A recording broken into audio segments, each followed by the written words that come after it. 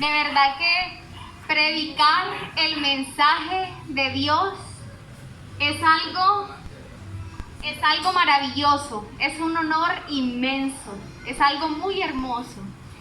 Voy a leer las escrituras en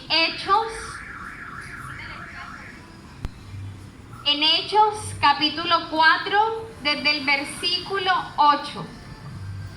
Entonces Pedro, lleno del Espíritu Santo, les dijo: gobernantes del pueblo y ancianos de Israel, puesto que hoy se nos interroga acerca del beneficio hecho a un hombre enfermo, de qué manera éste haya sido sanado. Sea notorio a todos vosotros y a todo el pueblo de Israel que en el nombre de Jesucristo de Nazaret, a quien vosotros crucificasteis y a quien Dios resucitó de los muertos, por él, este hombre está en vuestra presencia sano. Este Jesús es la piedra reprobada por vosotros los edificadores, la cual ha venido a ser cabeza del ángulo. Y en ningún otro hay salvación, porque no hay otro nombre bajo el cielo dado a los hombres en que podamos ser salvos. Gloria al nombre del Señor Jesucristo. Qué maravilloso, ¿ah? Esto es muy revelador, este texto que acabamos de leer, porque no hay otro nombre dado a los hombres en el que podamos ser salvos. ¿Sabe cuál es ese nombre? El nombre de Jesús. Y en ese nombre les voy a predicar el Evangelio de Jesucristo, el mensaje de salvación para nuestras almas. Y quiero empezar trayendo a colación aquel tiempo de la vida de Noé, cuando Dios decidió raer de sobre la faz de la tierra a todo ser viviente. ¿Sabe por qué lo hizo? Yo creo que muchos de nosotros conocemos esa historia, ¿verdad? De cuando Noé construyó el arca. Pero vamos a analizar un poquito en qué consiste esto que sucedió. ¿Por qué la construcción del arca? Dios le bendiga, bienvenido. Resulta que, habiéndose multiplicado, dice la palabra de Dios en Génesis capítulo 6 y capítulo 7, que habiéndose multiplicado todos los hombres sobre la faz de la tierra, y habiendo hombres gigantes, y habiendo una gran multitud de hombres en la tierra, estando ya poblada, la maldad del hombre era tan grande, tan grande, tan grande, que Dios, dice la palabra, o sea, imagínese usted lo terrible que debió ser para Dios en su corazón ver tanta maldad. Dice la palabra de Dios que la maldad del hombre era tan grande que Dios se dolió en su corazón de haber hecho al hombre. Entonces uno dice, ay, pero ¿por qué Dios hizo que viniera un diluvio y todo ser viviente muriera? Es que eso tenía una razón. El hombre, tendiente al pecado, había llenado su corazón de la maldad, y por ello el Señor se dolió en su corazón. Pero dice la palabra de Dios, pero hubo un hombre justo que agradó a Dios, que halló gracia ante los ojos de Dios, y ese hombre es Noé. ¿Sabe cuántos años tenía Noé en ese entonces? Tenía 600 años, porque en ese entonces los hombres vivían muchísimo más tiempo que hoy en día, ¿cierto? Pero por causa del pecado del hombre, este se ha ido degenerando y cada día los años fueron acortados con el pasar del tiempo. Entonces dice la palabra de Dios, que por este mal Dios decidió raer de sobre la faz de la tierra a todo hombre. Pero en este hombre, Noé, que tenía 600 años, Dios halló gracia. ¿Por qué? Porque era justo, porque era un hombre que creía a Dios y que obedecía a Dios. Porque no solamente es creer en Dios, sino obedecerle. Esa fe debe ir acompañada de obediencia. Y es eso lo que debemos observar que hubo en Noé. Porque Dios le mandó a construir un arca. Imagínese que usted, el Señor, viniera y le dijera,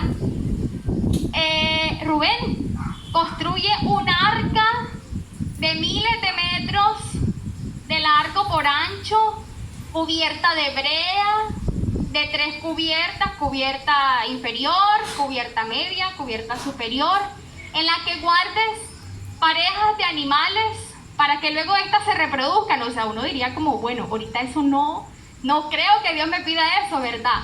Pero fue esto lo que le pidió a Noé, y se lo pidió no para mal, sino para beneficio de Noé. Y Noé, como creía en Dios y obedecía a Dios, hizo aquello que Dios le mandó a hacer. Y por ello construyó el arca de Noé, como la conocemos. Construida el arca de Noé, ellos entraron en el arca. Dios le dijo, Noé, entra tú, tu esposa, tus hijos y las esposas de tus hijos. ¿Cuántos hijos tenía Noé? Noé tenía 3 hijos. Sem, Cam y Jafet. Y esos 3 hijos con sus esposas, es decir, 6, de esa parte 6, y Noé y su esposa, en total 8 personas se salvaron. 8 seres humanos, claro, sin tener en cuenta las personas, los animales, y los seres vivientes que el Señor le mandó a Noé que ingresaran dentro del arca para que se salvaran. Entonces dice la historia, más o menos para resumir un poco, el diluvio, o sea, llovió agua, se abrieron los abismos y llovió tanta agua que el agua cubría todas las montañas. Y esa arca flotó sobre esas montañas de tan abundante agua. Entonces había una palomita que Noé, por medio de una ventana, dejaba que saliera para que ésta explorara la tierra y se diera cuenta si las aguas habían cesado, si la tierra ya se había secado. Y la palomita fue una vez, volvió porque no encontró dónde colocar su pie, es decir, todavía estaba lleno de agua la tierra. La mandó otra vez y tuvo que volver porque la palomita no encontró dónde colocar sus pies. Pero la mandó una tercera vez, y esta tercera vez la palomita salió. Y miren este detalle tan hermoso, a mí me parece muy hermoso. La palomita salió a la tercera vez, y cuando volvió, la palomita volvió con una hojita de olivo. ¿Sabe qué significa esto? Dios le estaba diciendo a Noé que ya podían salir del arca porque ya el agua se había secado. Ya la lluvia había cesado y el agua, ya ellos podían salir. Entonces después la palomita, creo que se fue, ellos salieron y el Señor les mandó. Cuando ellos salieron, Noé, ¿sabe qué hizo? Porque es que un corazón agradecido se refleja en los actos, ¿cierto? Entonces Noé y su familia, cuando salieron, ¿sabe qué hicieron? Hicieron un altar a Dios y ofrecieron ahí holocausto. ¿Sabe qué es holocausto? Sacrificio. Sacrificaron animales. Yo creo que para darle gracias a Dios por salvarlos de aquel suceso tan terrible para la humanidad. Entonces Noé, yo creo que el corazón de Noé estaba lleno de agradecimientos y por eso ofreció holocaustos al Señor para agradecerle así con esto. Y fue así como Dios le mandó entonces a que se multiplicara sobre la tierra. Entonces Dios, conociendo el corazón de Noé, le dijo: ya no raeré todo ser viviente de la tierra, sino que haré pacto contigo, Noé. ¿Y sabe cuál fue la señal de ese pacto? El Señor le dijo: mi arco pondré sobre las nubes. ¿Sabe usted cuál es el arco que sale en las nubes? ¿Cuál es? El arco iris, que de pronto a veces lo usan con, valga la redundancia, usos viles. Es la señal del pacto de Dios con el hombre de que no raería más todo ser viviente de sobre la tierra, como lo hizo en el día del diluvio. Algo maravilloso. Entonces dice que le dice el Señor a Noé: y cuando salga este arco iris, me acordaré del pacto que he hecho con Noé. Así que cuando usted vea ese arco iris que sale así bien hermoso, con esos colores tan lindos y tan naturales, acuérdese que Dios tuvo ese deseo de hacer pacto con Noé, porque lo halló hombre justo y agradable delante de su presencia, ¿cierto? ¿Por qué? Porque creía en Dios y porque obedeció a Dios. Terminada esta historia, ¿a dónde los quiero llevar con esto? Los quiero llevar al sacrificio de Dios en la cruz del Calvario, que es el centro de nuestra predicación. El centro de nuestra predicación es Jesucristo, porque ya Dios no nos manda a hacer un arca, ya Dios no nos manda a hacer, no sé, un ritual o una cosa así súper extraordinaria que para el hombre sea imposible. ¿Sabe qué quiere Dios ahora? Ahora Dios quiere su corazón. Ahora lo que Dios está pidiendo ya no es un arca, ya no nos dice, ve y haz un arca para que te salves. No. ¿Sabes qué dijo el Señor Jesucristo? ¿Y qué dice todavía? Yo soy el camino, la verdad y la vida. El que cree en mí, aunque esté muerto, vivirá. Es decir, ya no necesitamos un arca construida de tanta madera y de tanta brea y de tantos... y traer los animales, no. Ahora es más accesible. Ahora es, dame tu corazón. Increíble, ¿verdad? Imagínense nosotros buscando leña, buscando madera por allá, quién sabe dónde. Ya Dios no nos dice, vende tu casa, déjalo todo, sálvate. No. Ven, construye esto para que tú y tu familia se salven. No, ahora lo que el Señor Jesucristo dice es, venid a mí, vengan a mí todos los que están cargados y yo los haré descansar. Todos los que están trabajados, fatigados, cansados, afligidos, que se sienten ya sin fuerza, que ya no pueden, vengan a mí. Vengan a mí, vengan, que yo los haré descansar. Ya no es el arca.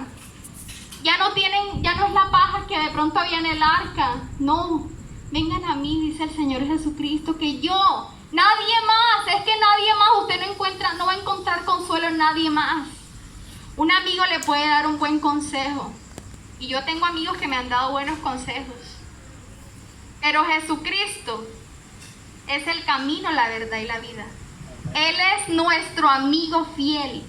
En Él tenemos salvación y vida eterna. Ya no tenemos que construir el arca, no tenemos que preguntarle a la gente qué hacer, qué debo hacer para que mi familia se salve, porque la palabra de Dios nos señala clara y explícitamente qué debemos hacer para ser salvos. ¿Usted quiere ser salvo? Yo le voy a decir qué tiene que hacer para ser salvo. Antes de eso quiero mencionar, hablar un poco de lo que dice la palabra de quienes no heredarán el reino de los cielos. ¿Quiénes no? Las obras de la carne y el fruto. Gálatas capítulo 5, desde el versículo 18 dice: y manifiestas son las obras de la carne, que son adulterio, fornicación, inmundicia, lascivia, idolatría. ¿Sabe usted qué es la idolatría? La idolatría es querer venerar, reconocer a algo o a alguien más que al único y sabio Dios. Esa es idolatría. El dinero se puede idolatrar. Cuando yo deseo tener más dinero que tener a Dios en mi alma, eso es idolatría. Hechicerías, enemistades, pleitos, celos, iras, contiendas, disensiones, herejías, envidias, homicidios, borracheras. ¡Ay, homicidios! ¡Ay, pero yo no mato! Yo tampoco mato. Pero si yo no mato, pero tengo celos, esa es una obra de la carne. Borracheras, orgías y cosas semejantes a estas, acerca de las cuales os amonesto, como ya os lo he dicho antes, que los que practican tales cosas no heredarán el reino de Dios.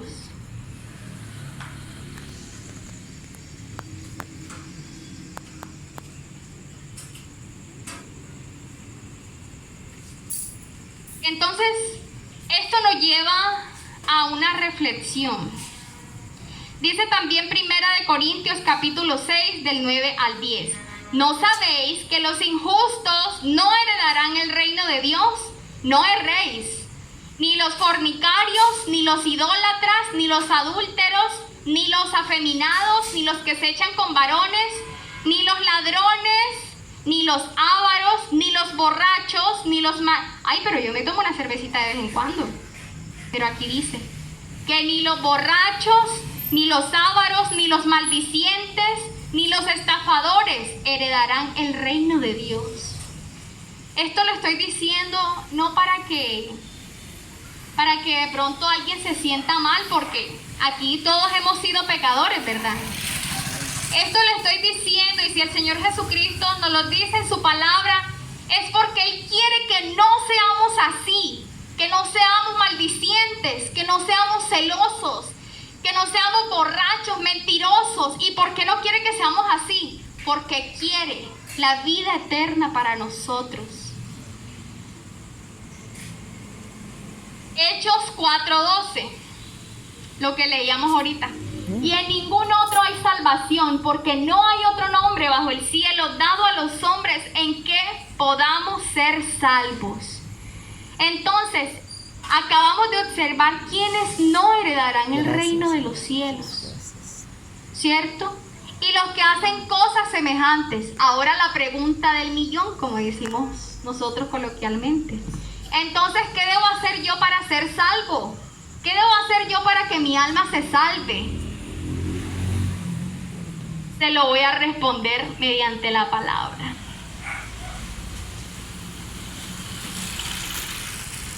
Dice 1 Corintios capítulo 15, versículo 22. Porque así como en Adán todos mueren, también en Cristo todos serán vivificados. Entonces, ¿cómo hago yo para ser salvo? ¿Qué tengo que hacer? ¿Qué tiene que hacer usted, vecino, vecina, amigo? Y todos los que puedan escuchar este mensaje. Cuando el Señor Jesucristo resucitó de entre los muertos, al tercer día de haber fallecido y haber sido sepultado, Él se reunió con los discípulos y les encomendó una misión muy importante. Les dijo: vayan por todo el mundo, vayan a la Bolivariana, vayan a Mamatoco, vayan a Boulevard, vayan a Cali, Medellín, Montería, Valledupar, vayan por todo el mundo y prediquen el Evangelio. ¿Sabe qué es el Evangelio? Las buenas nuevas de salvación. El que creyere y fuere bautizado será salvo. Pero yo ya me bauticé. ¿Y en qué se bautizó? ¿En qué nombre? ¿Cómo se bautizó? El que creyere y fuere bautizado será salvo, mas el que no creyere será condenado. El bautismo que salva, se lo digo en el nombre de Jesús, es precisamente ese nombre. El bautismo que salva es el bautismo en el nombre de Jesús. Pero a mí no me bautizaron así. Bueno, el bautismo que salva es en el nombre de Jesús. ¿Y en qué hay que creer? Si dice que el que crea será salvo. En Jesucristo. Yo soy el camino, la verdad y la vida, dijo el Señor Jesucristo. Es decir, que Jesucristo es Dios. Dios, habiendo hablado de muchas maneras, hoy nos ha hablado por el Hijo. Entonces, este Dios tan grande y tan poderoso, omnipotente, se dio cuenta que tenía que venir Él mismo para salvar a la humanidad. Y por eso se manifestó, se dio a conocer en carne y hueso como el Señor Jesucristo. Escuche bien.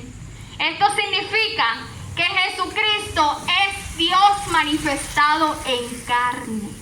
Y en ese nombre es que hay salvación, porque no hay otro nombre dado a los hombres en que podamos ser salvos. Entonces, ¿cuál es el nombre? Jesucristo. Lo bautizaron en el nombre de Jesús, usted es salvo. Usted cree en Jesucristo como su único, suficiente y verdadero Salvador, usted es salvo. Se lo digo con toda seguridad. Bueno, pero ¿qué tengo que hacer ahora? Ore, arrodíllesele al Señor Jesucristo. Dios, háblame, quiero conocerte, te quiero conocer porque yo me quiero salvar. Y le reitero esta pregunta, pero no para que la responda aquí delante de todos nosotros, porque no es necesario, no es obligado. Pero lo pregunto en el nombre del Señor Jesucristo. ¿Usted quiere ser salvo? Respóndaselo a Dios. Dígale, Dios, quiero ser salvo. O si no quiere, le dice, no, yo no me quiero salvar. Pero yo creo que todos quisiéramos recibir esa salvación. Dígale, Dios, yo quiero ser salva. Sálvame, ¿qué tengo que hacer? Dímelo. Y lea la palabra. Porque esta palabra es viva y eficaz. Y más cortante que espada de doble filos, que traspasa el alma hasta partir las coyunturas. Así lo dice aquí. Y yo lo repito porque lo creo. Entonces, este mensaje, vecino que nos escucha, este mensaje es hermoso. Cuando uno conoce a Jesucristo, a Dios, ay, pero es que yo me confundo. Cuando digo Jesucristo pienso que el Señor se va a poner bravo. No, es que Jesucristo es Dios. No es que Dios se manifestó en carne aquí para que su sangre limpia se derramara, para limpiarnos de todo pecado. Entonces, ¿qué tengo que hacer para ser salvo, Señor? Háblame, lea la palabra, porque en ella está la vida eterna. Y no hay otra. Las enciclopedias son excelentes. Las enciclopedias de filosofía, de matemática, de ética, de religión son excelentes porque uno aprende mucho de esas cosas. Uno que, bueno, yo que estudio, aquí tenemos varios profesores, las enciclopedias nos ayudan a aprender y orientan la vida del estudiante. Pero hay un libro que contiene la verdad, la vida eterna, y se llama la Biblia. Entonces, usted quiere conocer qué debe hacer para llevar una vida íntegra, agradable, no delante de los hombres, porque aquí nosotros somos hombres igual, o sea, delante del Señor nosotros somos iguales. Pero entonces, la vida eterna, la verdad, usted lo va a encontrar ahí, en la Biblia. Y Dios le va a hablar a su corazón. Y cuando de pronto usted se siente en momentos de aflicción, que ya no sé qué hacer,